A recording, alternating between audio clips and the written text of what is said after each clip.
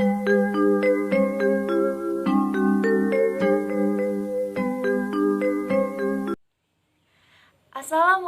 warahmatullahi wabarakatuh. Halo semuanya, perkenalkan nama saya Amelia Agustina Hermanto dengan NIM 14014181126. Dalam video kali ini saya akan mempresentasikan rancangan dari media pembelajaran yang akan saya buat.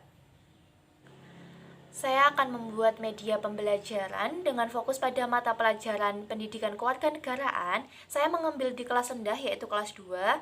Materinya mengenai kerukunan. Standar kompetensinya ada membiasakan hidup gotong royong, dan kompetensi dasarnya ada 2. Yang pertama mengenal pentingnya hidup rukun. Yang kedua ada melaksanakan hidup rukun, saling berbagi dan tolong menolong di rumah maupun di sekolah. Selanjutnya ada 3 tujuan pembelajaran dari materi kerukunan. Yang pertama ada siswa dapat mengidentifikasi contoh sikap hidup rukun. Yang kedua siswa dapat mengidentifikasi contoh sikap hidup tidak rukun.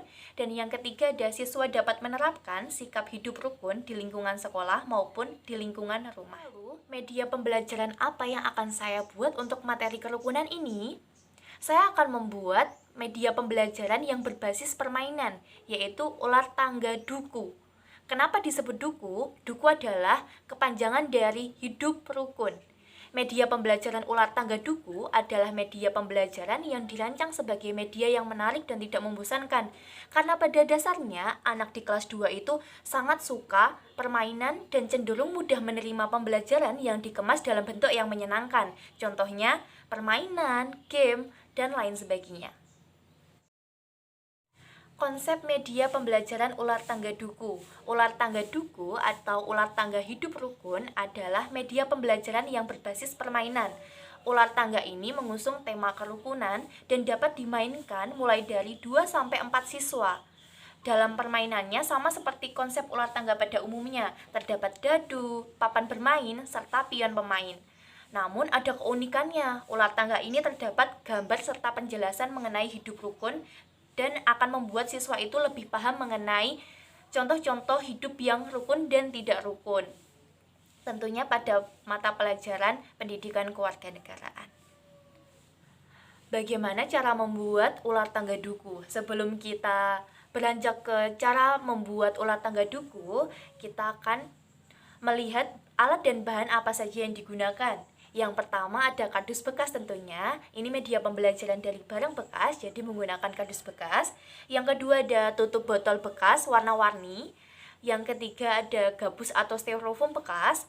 Yang keempat ada lem dan selotip. Yang kelima ada desain gambar ular tangga. Dan untuk alatnya sendiri ada cutter dan gunting.